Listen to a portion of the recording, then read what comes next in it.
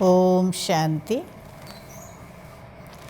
ശിവനും ഞാനും എന്ന ഓൺലൈൻ ക്യാമ്പയിനിലേക്ക് ഏവർക്കും സ്വാഗതം. ഇന്നലെ നമ്മൾ അഷ്ടശക്തികളെക്കുറിച്ച് കേട്ടു. ഇന്ന് നമുക്ക് ഈ ഈശ്വരി വിശ്വവിദ്യാലയത്തിൻ്റെ സ്ഥാപകനെക്കുറിച്ചൊന്ന് കേൾക്കാം. അനേകം മഹാനാത്മാക്കളുടെ ജീവിതകഥകൾ നമ്മളെല്ലാവരും കേട്ടിട്ടുണ്ട്. എന്നാൽ അതിൽ നിന്നെല്ലാം വളരെ വ്യത്യസ്തവും വിശ്വത്തിൻ്റെ ഇതിഹാസത്തെ തന്നെ മാറ്റിമറിക്കുന്ന വളരെ സത്യമായിട്ടുള്ള ഒരു ജീവിതകഥയാണ് ഇന്ന് നമ്മൾ കേൾക്കാൻ പോകുന്നത്.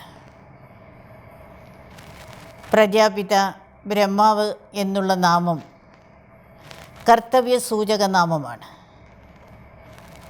ഈ നാമം ലഭിക്കുന്നതിന് മുൻപ് ഇദ്ദേഹത്തിൻ്റെ പേര് ദാദാ ലേഖരാജ് എന്നായിരുന്നു. ഇദ്ദേഹം 1876 ഹൈദരാബാദ് സിന്ധിൽ ഒരു ഹെഡ് മാസ്റ്ററുടെ പുത്രനായി ബ്രാഹ്മണ കുടുംബത്തിൽ ജനിച്ചു. വളരെ കുട്ടിയായിരിക്കുമ്പോൾ തന്നെ മറ്റെല്ലാ കുട്ടികളിൽ നിന്നും വ്യത്യസ്തമായിട്ടുള്ള സ്വഭാവക്കാരനായിരുന്നു. അതിനൊരു ഉദാഹരണം ഇതാണ്. ഒരു പ്രാവശ്യം കൂട്ടുകാരെല്ലാം ചേർന്ന് ഒരു പുഷ്പം ഈ കുട്ടിയുടെ കയ്യിൽ കൊടുത്തപ്പോൾ ആ പുഷ്പം വാങ്ങിച്ചുകൊണ്ട് അന്നേരം പറഞ്ഞ ഇങ്ങനെയാണ്: ഈ പുഷ്പത്തെ നമ്മളെല്ലാവരും എന്തുകൊണ്ടാണ് ഇഷ്ടപ്പെടുന്നത്? ഈ പുഷ്പത്തിൻ്റെ സുഗന്ധമാണ്, അതുപോലെ ഇതിൻ്റെ രൂപവും നിറവുമാണ് നമ്മളെ കൂടുതൽ ഈ പുഷ്പത്തിലേക്ക് ആകർഷിക്കുന്നത്. ഇതേപോലെ തന്നെ നമ്മുടെ ജീവിതത്തിലും ഗുണങ്ങളുടെ സുഗന്ധം വരികയാണെങ്കിൽ നമ്മളെയും എല്ലാവരും ഇഷ്ടപ്പെടും എന്ന് ആ കൊച്ചുകുട്ടി അന്ന് പറഞ്ഞിട്ടുണ്ടായിരുന്നു.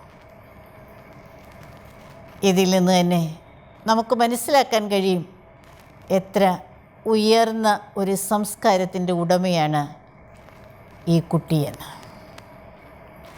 അതേപോലെ തന്നെ അനുഭവത്തിലൂടെയാണ് കുട്ടിക്കാലം മുതൽ തന്നെ വളർന്നു വന്നത്.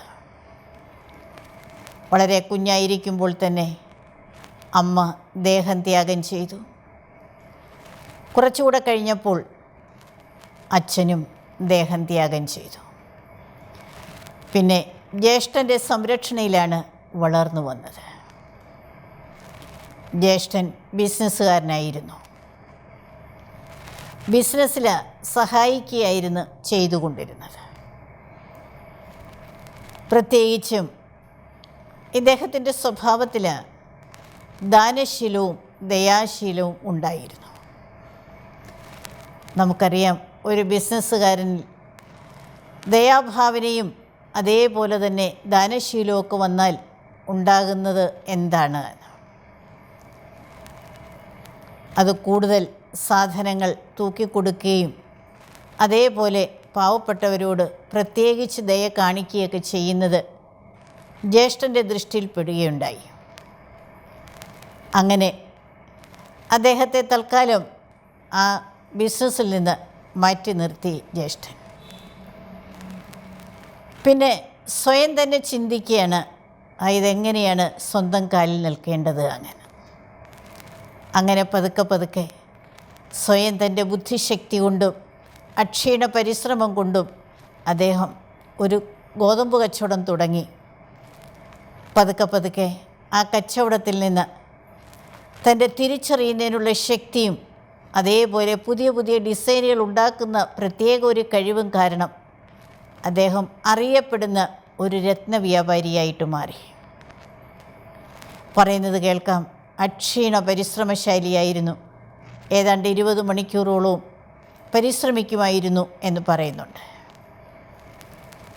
പ്രത്യേകിച്ചും ഒരു ഭാഗത്ത് അദ്ദേഹം വലിയൊരു ബിസിനസ്സുകാരനായി മാറി. പക്ഷേ മറുഭാഗത്ത് അങ്ങേയറ്റം ഈശ്വര സ്നേഹം ഉണ്ടായിരുന്നു. 5 ദിവസവും ഭഗവത്ഗീത വായിക്കുമായിരുന്നു. അതേപോലെ ക്ഷേത്രങ്ങളിലൊക്കെ ദർശനം നടത്തുമായിരുന്നു.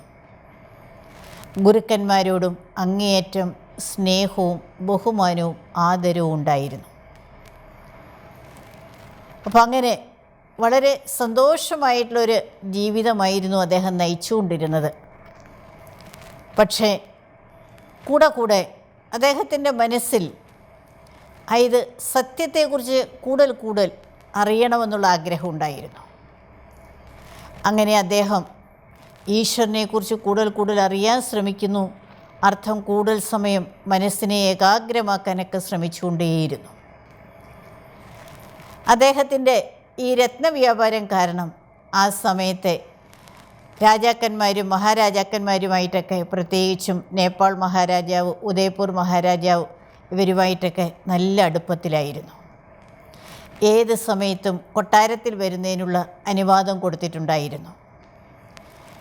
കാരണം ഇദ്ദേഹത്തിൻ്റെ സത്യസന്ധമായിട്ടുള്ള പെരുമാറ്റവും അതേപോലെ പുതിയ ഡിസൈനുകൾ ഉണ്ടാക്കുന്ന ഒരു പ്രത്യേക കഴിവും കാരണം രാജാക്കന്മാരുടെ ഉള്ളിൽ നന്നായിട്ട് സ്ഥാനം പിടിച്ചിരുന്നു. ഒരു പ്രാവശ്യം ഇദ്ദേഹം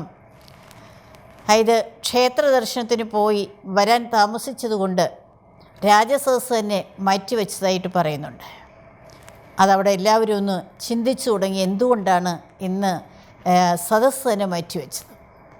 അപ്പോൾ ദാദാ ലേഖരാജ് എപ്പോൾ വരെ വരുന്നില്ലയോ അതുവരെ ഇന്ന് സദസ്സ് ഉണ്ടായിരിക്കുന്നതല്ല എന്ന് രാജാവ് പറഞ്ഞപ്പോൾ സ്വാഭാവികമായിട്ടും അവിടെ എല്ലാവരിലും അങ്ങനെ ഒരു ചിന്തയുണ്ടാക്കി, അതായത് ഈ ദാദാ ലേഖരാജ് ആരാണ് എന്ന്. അപ്പോൾ തന്നെ നമുക്ക് മനസ്സിലാക്കാം എത്രമാത്രം ഉയർന്ന രാജകീയ സംസ്കാരമാണ് അദ്ദേഹത്തിൻ്റേത്, ഉയർന്ന ചിന്തയായിരുന്നു അദ്ദേഹത്തിൻ്റേതെന്നുള്ളത് നമുക്ക് മനസ്സിലാക്കാം.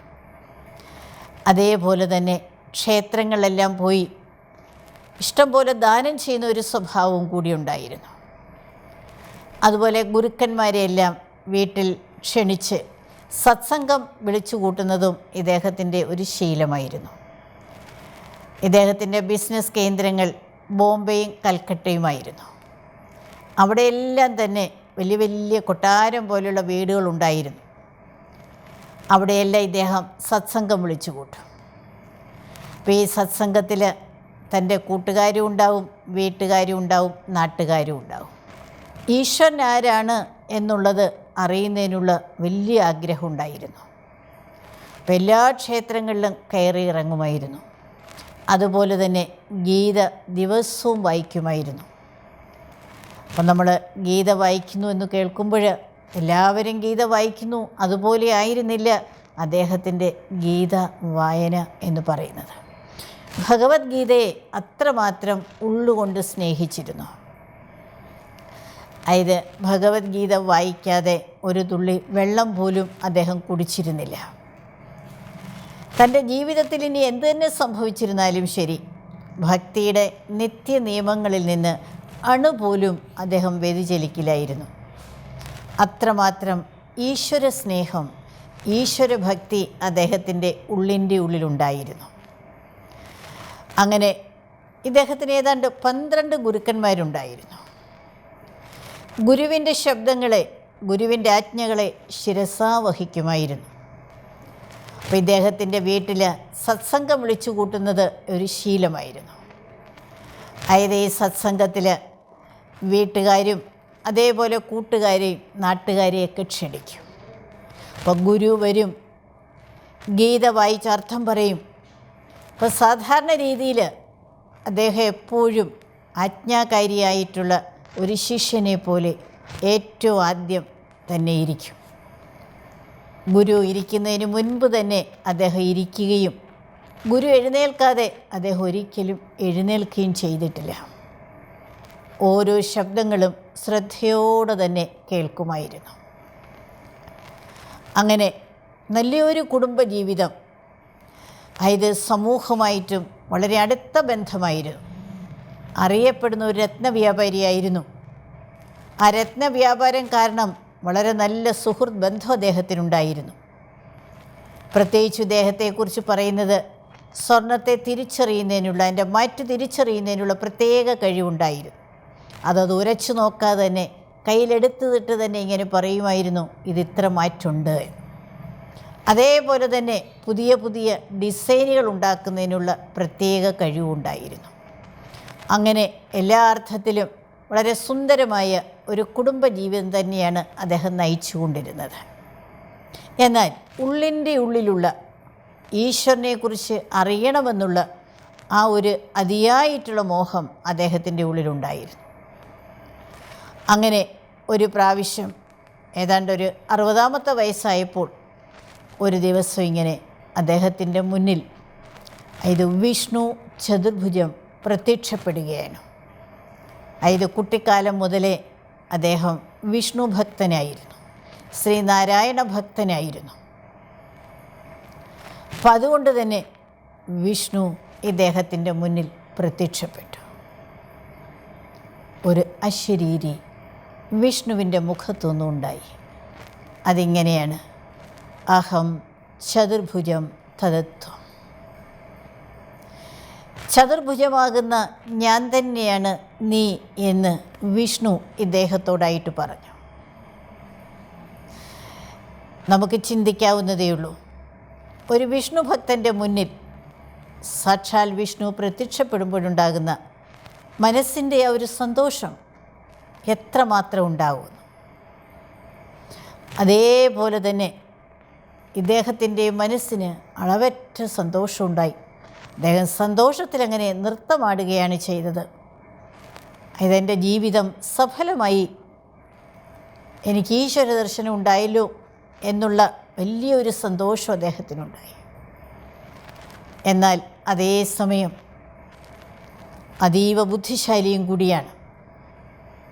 അതുകൊണ്ട് തന്നെ അദ്ദേഹം ഇങ്ങനെ ചിന്തിച്ചു, ഞാൻ എങ്ങനെ വിഷ്ണുവാകും? അന്ന് ആ ദർശനത്തിന് ശേഷം ഇദ്ദേഹത്തിൻ്റെ ഉള്ളിൽ പല പല ചിന്തകളും ഇങ്ങനെ കടന്നുകൂടി. പല രീതിയിലുള്ള ദർശനങ്ങളും അതേപോലെ തന്നെ അനുഭവങ്ങളും അങ്ങനെയായിട്ട് കൂടുതൽ കൂടുതൽ സമയം ചിലവഴിക്കാൻ തുടങ്ങി. മനസ്സിനെ കൂടുതൽ ഈശ്വര ചിന്തയിലേക്ക് ലയിപ്പിക്കാൻ തുടങ്ങി. കൂടുതൽ സമയം ഏകാഗ്രതയിലിരിക്കാൻ തുടങ്ങി. അങ്ങനെ ഒരു പ്രാവശ്യം അനുഭവം നമ്മൾ കേൾക്കുന്നതാണ്. അദ്ദേഹത്തെ കൂടുതൽ സമയം രാത്രി ഒരു 2 മണി വരെ വീട്ടിൽ കാണാതായപ്പോൾ ജ്യേഷ്ഠൻ അന്വേഷിച്ചിറങ്ങി. നോക്കിയപ്പോൾ ഒരു പർവ്വതത്തിൻ്റെ മുകളിൽ അങ്ങനെ ശാന്തമായിട്ട് ഇരുന്ന് ഏകാഗ്രമായിട്ടിരിക്കുന്നതാണ് കണ്ടത്. അപ്പോൾ ജ്യേഷ്ഠനെ കണ്ടപ്പോൾ ഒരിക്കലും ആർക്കും ദുഃഖം കൊടുക്കാത്ത ആളാണ്. നേരത്തെ തന്നെയും നമ്മൾ കേട്ടല്ലോ, ദയാശീലനും ദാനശീലവും അതേപോലെ അങ്ങേയറ്റം സ്നേഹവുമാണ് ഇദ്ദേഹത്തിൻ്റെ സ്വഭാവത്തിലുണ്ടായിരുന്നത്. അപ്പോൾ തൻ്റെ ജ്യേഷ്ഠൻ ഉറക്കം ഉണർന്ന് തന്നെ അന്വേഷിച്ച് വന്നു എന്നുള്ളതും അദ്ദേഹത്തിന് കുറച്ച് വിഷമമുണ്ടാക്കി. സോറി പറഞ്ഞുകൊണ്ട് ജ്യേഷ്ഠനോടൊപ്പം തിരികെ വീട്ടിലേക്ക് വന്നു എന്ന് പറഞ്ഞാൽ സമയമൊന്നും ഒരു പ്രശ്നമേ അല്ല. ഈശ്വരനെക്കുറിച്ച് കൂടുതൽ ഓർക്കുന്നതിനും ആ ഈശ്വരനെക്കുറിച്ച് കൂടുതൽ ലയിക്കുന്നതിലും എല്ലാം അദ്ദേഹത്തിന് കൂടുതൽ താല്പര്യം ഉണ്ടായിരുന്നു. അങ്ങനെ ഇദ്ദേഹത്തിൽ കുറേ കൂടുതലായിട്ട് മാറ്റങ്ങൾ ഇങ്ങനെ വന്നുകൊണ്ടിരിക്കുകയായിരുന്നു. ആ സമയത്താണ് ഇദ്ദേഹത്തിൻ്റെ കൂട്ടുകാരൻ്റെ വീട്ടിലേക്ക് ബനാറസിലേക്ക് ഇദ്ദേഹം പോകുന്നത്. ഒരു ഉറ്റ സുഹൃത്തുക്കളാണ്. പരസ്പരം ഓരോരുത്തരും അവരവരുടെ കാര്യങ്ങൾ ഷെയർ ചെയ്യുമല്ലോ. അങ്ങനെ കൂട്ടുകാരൻ്റെ വീട്ടിലേക്ക് പോയി. കാരണം മനസ്സിലിങ്ങനെ കുറേ കാര്യങ്ങൾ വരികയാണ്. എന്താണ് ശരി, ഏതാണ് തെറ്റെന്നുള്ളത് മനസ്സിലാവുന്നില്ല. ആകെ ഒരു കൺഫ്യൂഷനിലാണ് അദ്ദേഹം. അപ്പം അങ്ങനെയാണ് ആ ബനാറസിൽ ചെന്ന് കൂട്ടുകാരൻ്റെ വീട്ടിൽ അങ്ങനെ ഈശ്വരനെക്കുറിച്ച് മനനം ചെയ്തുകൊണ്ടിരിക്കുകയായിരുന്നു പൂന്തോട്ടത്തിലിരുന്ന്. ആ സമയത്താണ് ഇന്നത്തെ ഈ ലോകത്തിൻ്റെ മഹാവിനാശത്തിൻ്റെ സാക്ഷാത്കാരം അദ്ദേഹത്തിനുണ്ടാകുന്നത്. ഏതാണ്ട് 3 മണിക്കൂർ നേരം അദ്ദേഹം സ്വന്തം കണ്ണുകൾ കൊണ്ട് മഹാവിനാശത്തിൻ്റെ താണ്ഡവം കണ്ടു. അത് ഈ രീതിയിലൊക്കെയാണ് അദ്ദേഹം കണ്ടത്. ഭൂമി കുലുക്കം, വെള്ളപ്പൊക്കം, തീമഴ, കൊടുങ്കാറ്റ്, പ്രകൃതിയുടെ 5 തത്വങ്ങളും താണ്ഡവമാടുകയാണ്. വേറൊരു ഭാഗത്ത് ജാതിയുടെയും മതത്തിൻ്റെയും ഭാഷയുടെയും പേരിൽ നടക്കുന്ന അടിയിൽ രക്തത്തിൻ്റെ നദി ഒഴുകുകയാണ്, പ്രത്യേകിച്ചും ഭാരതഭൂമിയിൽ. ആറ്റം ബോംബിൻ്റെ അണുബോംബിൻ്റെ സ്ഫോടനത്താൽ ഉണ്ടാകുന്ന തീജ്വാലയിൽ മനുഷ്യൻ വെന്തമരുന്ന ഭയങ്കരമായിട്ടുള്ള വേദനയുടെ സീനാണ് അദ്ദേഹം കണ്ടത്. തീർത്തും അദ്ദേഹം ദുഃഖിച്ചു. അദ്ദേഹത്തിൻ്റെ ജീവിതത്തിൽ സാഹചര്യങ്ങൾ പലതും വന്നിട്ടുണ്ടെങ്കിലും ഒരിക്കലും അദ്ദേഹം കരയുന്നതിൻ്റെ ഒരു സാഹചര്യം ഉണ്ടായിട്ടില്ല. പക്ഷേ അതിഭയങ്കരമായ വിനാശത്തിൻ്റെ ഈ ദൃശ്യം അദ്ദേഹത്തെ കരയിക്കുക തന്നെ ചെയ്തു. അതിനുശേഷം അദ്ദേഹം ഭഗവാനോട് പറഞ്ഞു, ഭഗവാനെ, നിർത്തൂ ഇത്ര ഭയങ്കര വിനാശം. നമുക്കറിയാം, സത്യസ്വരൂപനായ ഭഗവാൻ, ദയാസാഗരനായ ഭഗവാൻ ഇദ്ദേഹത്തിൻ്റെ മനസ്സിനെ മനസ്സിലാക്കി ആ ദൃശ്യം അവിടെ നിർത്തി. പക്ഷേ ഇടയ്ക്ക് നമുക്കൊന്ന് ചിന്തിക്കാവുന്നതേയുള്ളൂ. ഇന്ന് നമ്മൾ വിനാശത്തിൻ്റേതായിട്ടുള്ള കാര്യങ്ങൾ എത്രയാണ് പ്രകൃതിയുടെ ക്ഷോഭങ്ങളായിരുന്നാലും അണുബോംബിൻ്റെ സ്ഫോടനങ്ങളായിരുന്നാലും ഉണ്ടായിക്കൊണ്ടിരിക്കുന്ന ആഭ്യന്തര കലഹങ്ങളായിരുന്നാലും ചെറിയ ചെറിയ റിഹേഴ്സലുകൾ നമ്മൾ കണ്ടുകൊണ്ടിരിക്കുകയാണല്ലോ. ഈ ദൃശ്യം അവിടെ വെച്ച് ഭഗവാൻ നിർത്തി. അതിനുശേഷം വീണ്ടും ഒരു ദൃശ്യം ഇത് കാണിച്ചു കൊടുത്തു. അതായത് ചെറിയ ചെറിയ നക്ഷത്രങ്ങൾ ആകാശത്തു നിന്നും ഭൂമിയിലേക്ക് വരുന്നതായിട്ടും ആ നക്ഷത്രങ്ങൾ ചിലത് രാജകുമാരന്മാരും ചിലത് രാജകുമാരിമാരാകുന്നതായിട്ടും പ്രകൃതി എവിടെ നോക്കിയിരുന്നാലും വളരെ സുന്ദരവും മനോഹരവുമായിട്ട്, എവിടെ നോക്കിയിരുന്നാലും ശാന്തിയുടെ അന്തരീക്ഷം, സന്തോഷത്തിൻ്റെ അന്തരീക്ഷം, സ്വർണത്തിൻ്റെ കൊട്ടാരങ്ങൾ. ഇത് കണ്ടപ്പോൾ ഇദ്ദേഹത്തിൻ്റെ മനസ്സിന് വളരെയധികം സന്തോഷമുണ്ടായി. ആ സമയത്ത് ഒരശരീരിയുണ്ടായി, ഇതുപോലൊരു ലോകം സ്ഥാപിക്കുന്നതിന് നീ നിമിത്തമാകണം. ഇദ്ദേഹത്തിൻ്റെ സ്വഭാവം പൂർണ്ണമായിട്ടും നിഷ്കളങ്കനാണ്, അങ്ങേയറ്റം ഈശ്വരസ്നേഹിയുമാണ്. ഒന്നും അറിയാത്തത് കൊണ്ട് തന്നെ അദ്ദേഹം ഈശ്വരനോട് പറഞ്ഞു, ഭഗവാനെ, ഞാൻ എന്തു വേണമെങ്കിലും ചെയ്യാം, പക്ഷേ ഇത്രയും വലിയ ലോകത്തെ ഞാൻ എങ്ങനെ മാറ്റാനാണ്? അദ്ദേഹത്തിൻ്റെ മനസ്സിൻ്റെ ഈ ചോദ്യത്തിന് ഉത്തരമായിട്ട് പിന്നെ വീണ്ടും ഒരു ദർശനം ഇദ്ദേഹത്തിനുണ്ടാകുകയാണ്. അത് അദ്ദേഹത്തിൻ്റെ വീട്ടിൽ സത്സംഗം നടന്നുകൊണ്ടിരിക്കുമ്പോഴാണ്. നേരത്തെ തന്നെയും പറഞ്ഞിരുന്നല്ലോ, ഗീതയിലെ ഓരോ ശബ്ദവും ഇദ്ദേഹത്തിന് അത്രയും ഇഷ്ടമാണ്. അപ്പോൾ ആ ദിവസവും ഗുരു വന്നിട്ടുണ്ടായിരുന്നു, ഗീത വായിച്ച് അർത്ഥം പറയുകയായിരുന്നു. ഏതുപോലെ എപ്പോഴും അദ്ദേഹം ഗുരു വന്നിരിക്കുന്നതിന് മുൻപ് ഇരിക്കും, അതേപോലെ അന്ന് ആ ദിവസവും അദ്ദേഹം അവിടെ വന്നിരുന്നു. പക്ഷേ കുറച്ച് സമയം കഴിഞ്ഞപ്പോൾ ഏതോ ഒരു അദൃശ്യ ശക്തി തന്നെ പിടിച്ചു വലിക്കുന്നത് പോലെ അദ്ദേഹത്തിന് തോന്നി. അദ്ദേഹം എഴുന്നേറ്റ് തൻ്റെ മുറിയിലേക്ക് പോയി. അതുവരെയും അങ്ങനെ എഴുന്നേറ്റ് പോയിട്ടില്ല. ഇന്ന് മാത്രം എന്തുകൊണ്ടാണ് എഴുന്നേറ്റ് പോകുന്നത്? എന്തെങ്കിലും ശരീരത്തിൻ്റെ അസ്വസ്ഥത കൊണ്ടാകാം എന്ന് വിചാരിച്ച് ഭാര്യയും മരുമകളും അദ്ദേഹത്തെ പിന്തുടർന്നു. ചെന്ന് നോക്കിയപ്പോൾ അദ്ദേഹം തൻ്റെ മുറിയിൽ വളരെ ശാന്തനായി ഇരിക്കുന്നത് കണ്ട് ഭാര്യ യശോദ അമ്മ തിരികെ പോന്നു, സത്സംഗത്തിലിരുന്നു. എന്നാൽ മരുമകൾ രാധിക അവിടെ തന്നെ നിന്നു, അച്ഛൻ എന്താണ് സംഭവിക്കുന്നത് എന്നറിയുന്നതിന് വേണ്ടി. കണ്ടതിങ്ങനെയാണ്, ആ മുറി മുഴുവൻ വളരെ ശാന്തമായിട്ടൊരു അന്തരീക്ഷത്തിലേക്ക് വന്നു.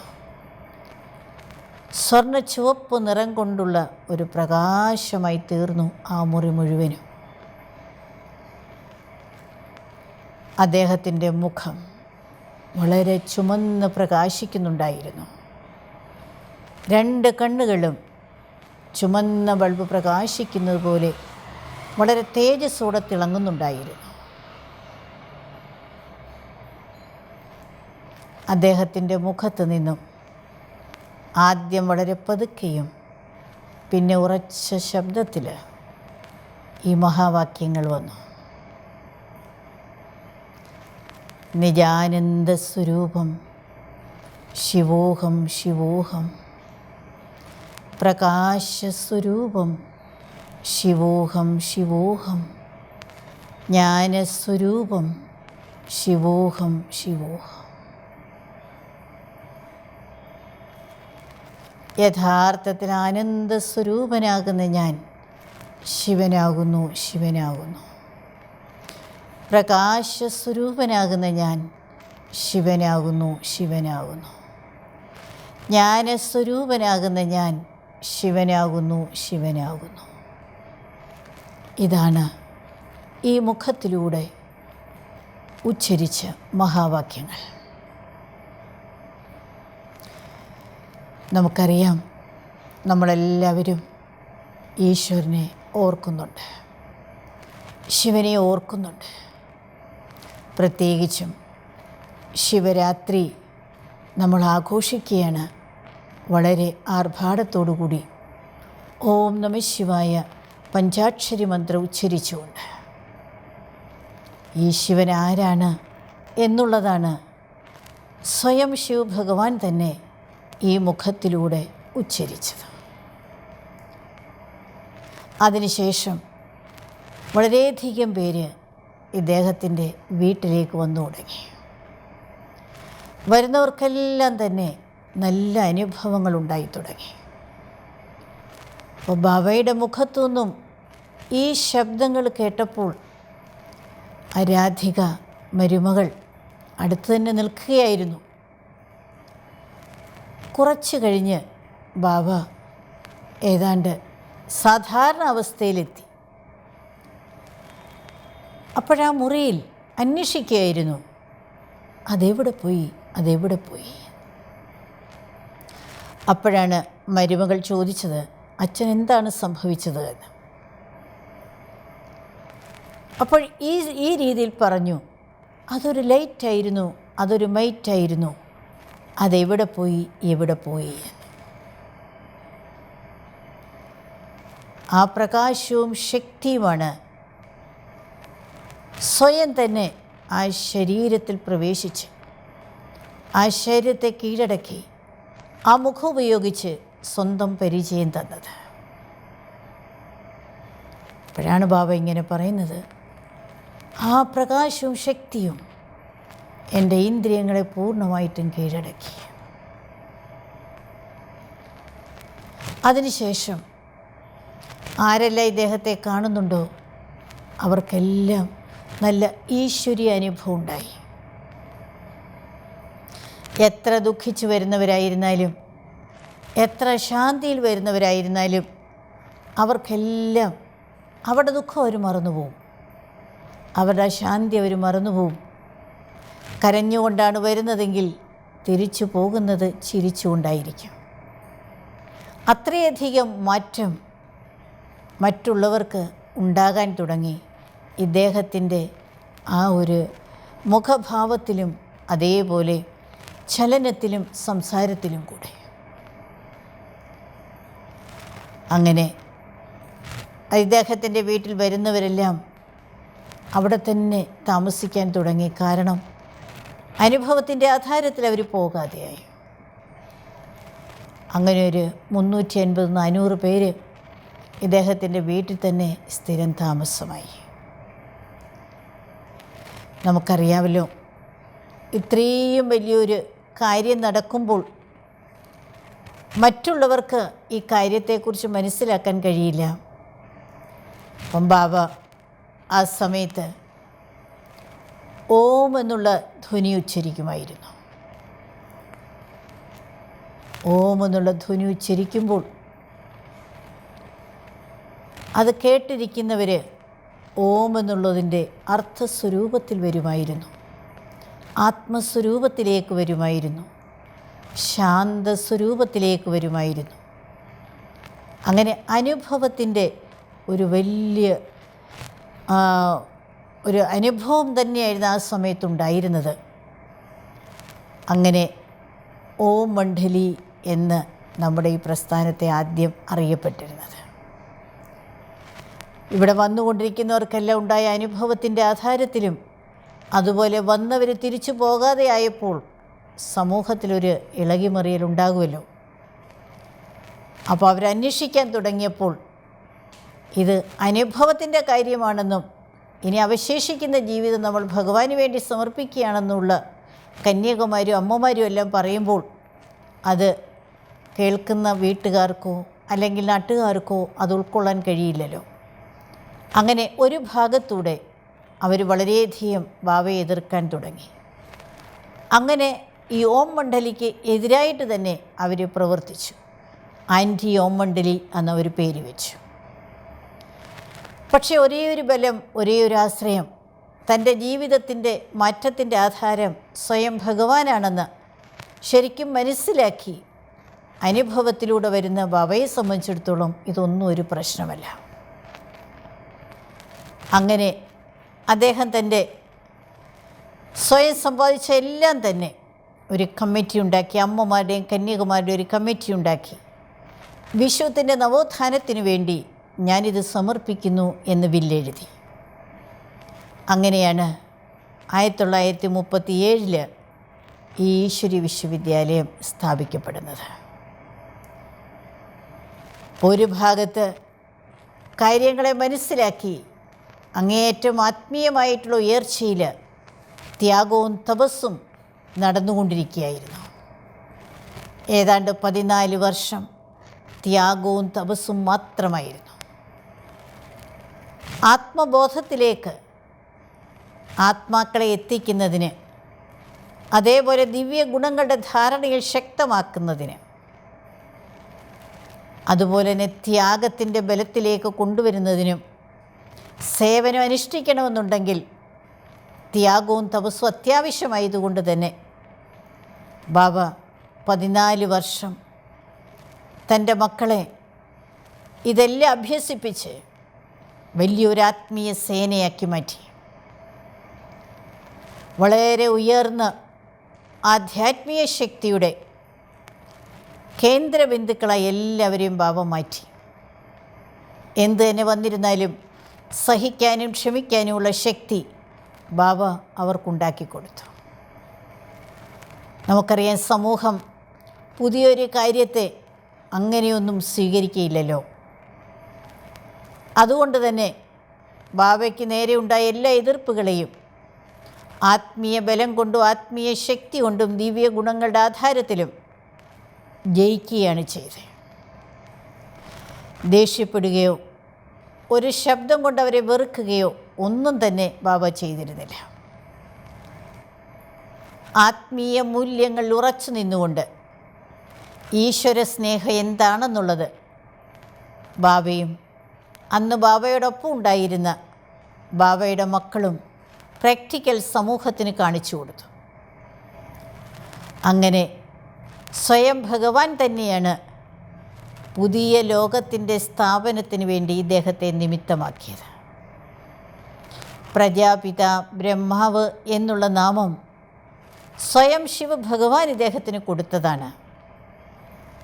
ബ്രഹ്മാവിന് സങ്കല്പമുണ്ടായപ്പോൾ പുതിയ സൃഷ്ടി രചിച്ചു എന്ന് നമ്മൾ കേട്ടിട്ടുണ്ട്. ബ്രഹ്മാവിലൂടെ പുതിയ സൃഷ്ടിയാണ് സ്വയം ഭഗവാൻ ഈ സമയത്ത് രചിച്ചുകൊണ്ടിരിക്കുന്നത്. അപ്പം നമ്മളും എല്ലാവരും ഒന്നുകൂടി ശിവരാത്രി ആഘോഷിക്കുന്ന ഈ വേളയിൽ നമ്മുടെ അകക്കണ്ണൊന്ന് തുറന്ന്, അറിവിൻ്റെ നേത്രം തുറന്ന്, സത്യമായിട്ടുള്ള കാര്യങ്ങളെ മനസ്സിലാക്കി നമ്മൾ ഓരോരുത്തരും മുന്നോട്ട് പോകണം എന്നുള്ളൊരപേക്ഷയും കൂടിയാണ് ഈ ബ്രഹ്മകുമാരീസ് ഈശ്വരി വിശ്വവിദ്യാലയത്തിന് എല്ലാവരോടുമായിട്ട് പറയാനുള്ളത്. അതുകൊണ്ട് തന്നെയാണ് മഹാശിവരാത്രി മഹോത്സവ വേളയിൽ എല്ലാവരും ആ ശിവനെ സ്നേഹത്തോടുകൂടി എൻ്റെ തന്നെയാണ് എന്നുള്ള ഉള്ളിൻ്റെ ഉള്ളിലുള്ള ആ സ്നേഹത്തോടെ നമ്മൾ ഓർക്കുകയാണെങ്കിൽ തീർച്ചയായിട്ടും നമ്മുടെ ജീവിതത്തിൽ സർവൈശ്വര്യങ്ങളും വന്നു ചേരുമെന്നുള്ളതിന് യാതൊരു സംശയവുമില്ല. ഓം ശാന്തി. ഓം ശാന്തി.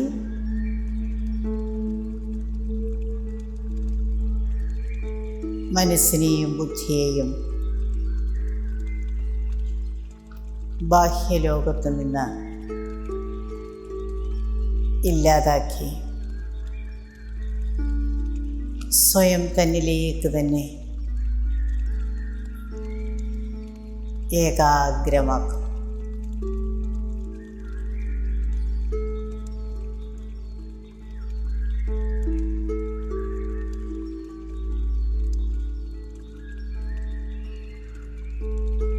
ഞാൻ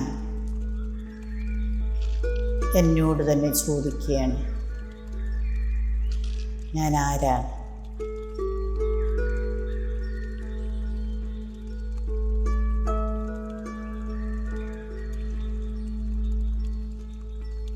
കാണുകയും കേൾക്കുകയും ചിന്തിക്കുകയും ചെയ്യുന്ന ഞാൻ ആരാണ്?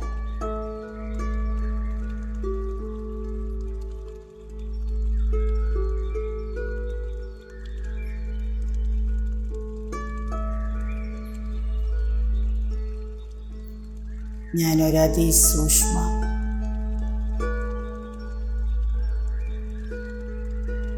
ആത്മാവാകുന്നു.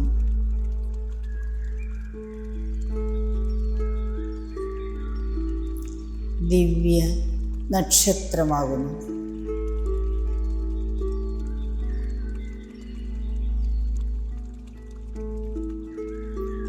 ഇരുപുരിയ മധ്യത്തിൽ പ്രകാശിച്ചു കൊണ്ടിരിക്കുന്ന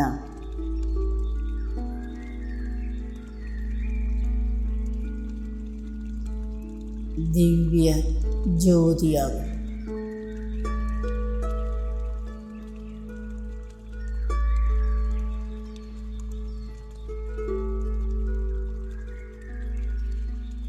ഞാൻ എൻ്റെ മനസ്സിനെ ശാന്തമാക്കുകയാണ്.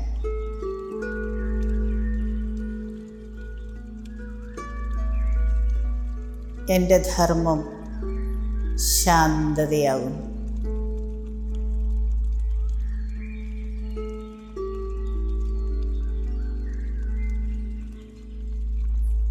എൻ്റെ ചിന്തകൾ തന്നെയാണ് എനിക്ക് സുഖവും ദുഃഖവും തരുന്നത്.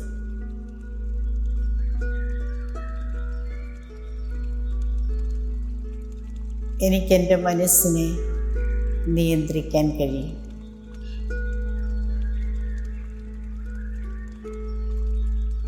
സുഖത്തിൻ്റെയും ശാന്തിയുടെയും ചിന്തകളെയാണ് ഞാൻ രചിക്കേണ്ടത്.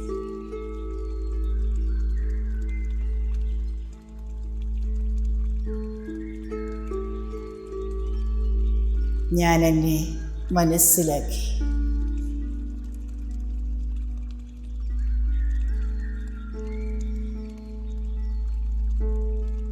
എൻ്റെ ചിന്തകൾ ശാന്തമാകുമ്പോൾ എൻ്റെ ശബ്ദങ്ങളെയും എനിക്ക് ശാന്തമാക്കാൻ കഴിയും.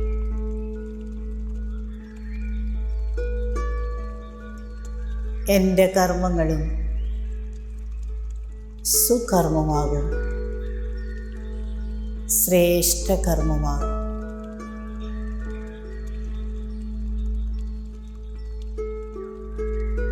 ഞാനിരിക്കുന്ന സ്ഥാനത്തെ ശാന്തമാക്കുന്നതും ശക്തമാക്കുന്നതും എൻ്റെ തന്നെ ചിന്തകളും ശബ്ദങ്ങളും പ്രവൃത്തികളുമാണ്.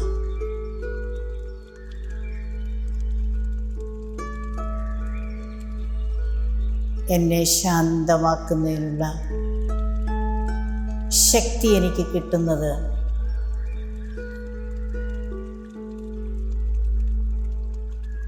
പരമാത്മാവിൽ നിന്നാണ്.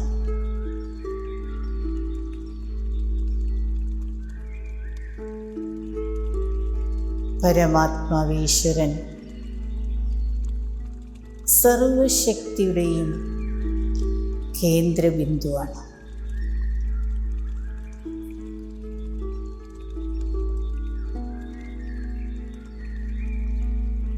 ഞാൻ ആത്മാവ് ആ സ്നേഹസാഗരനായ സർവശക്തികളുടെയും സാഗരനായ ആ പരമാത്മാവിനെ വളരെ സ്നേഹത്തോടെ ഓർക്കുകയാണ്.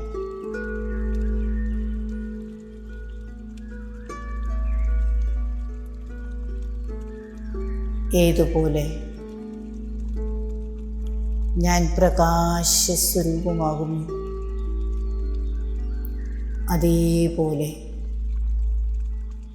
പ്രകാശസ്വരൂപമാണ് പരമാത്മാ ശിവൻ.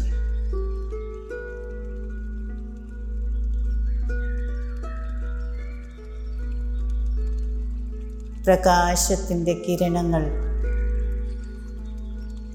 എന്നിലേക്ക് വന്നുകൊണ്ടിരിക്കും.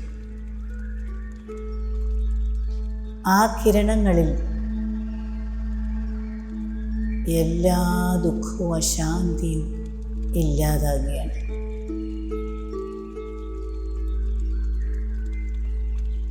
പ്രകാശമുള്ളിടത്ത് ഇരുട്ടിന് സ്ഥാനമില്ല.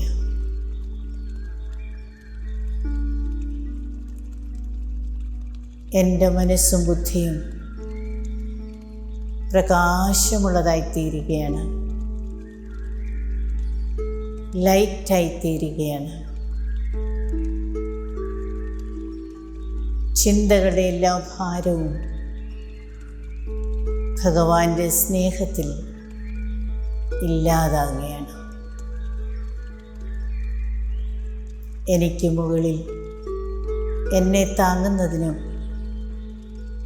എനിക്ക് അഭയം തരുന്നതിനും എൻ്റെ അച്ഛൻ 1000 കൈകളോടെ ഉള്ളപ്പോൾ ഞാൻ എന്തിന് ഈ ഭാരം ചുമക്കണം?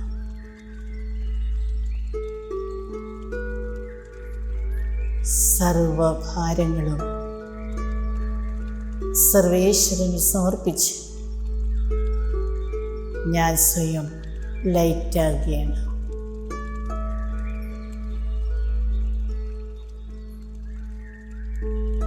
ഞാൻ ലൈറ്റും മൈറ്റും നിറച്ച്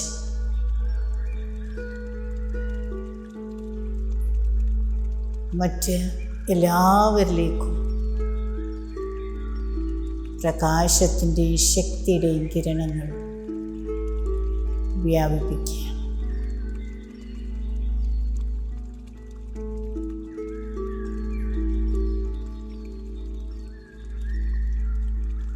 ഭ്രൂമധ്യത്തിലേക്ക് വീണ്ടും വീണ്ടും ഞാൻ ശ്രദ്ധ കേന്ദ്രീകരിച്ചുകൊണ്ടിരിക്കുകയാണ്.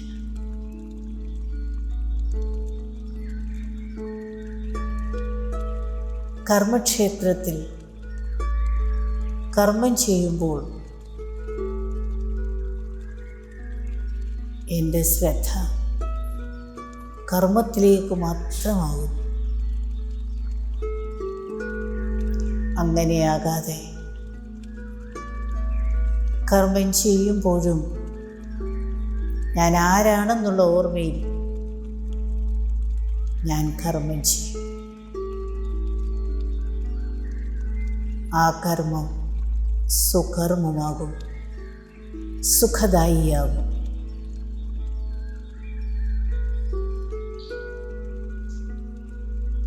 അങ്ങനെ ഞാൻ ശ്രേഷ്ഠാത്മാവായിത്തീരും.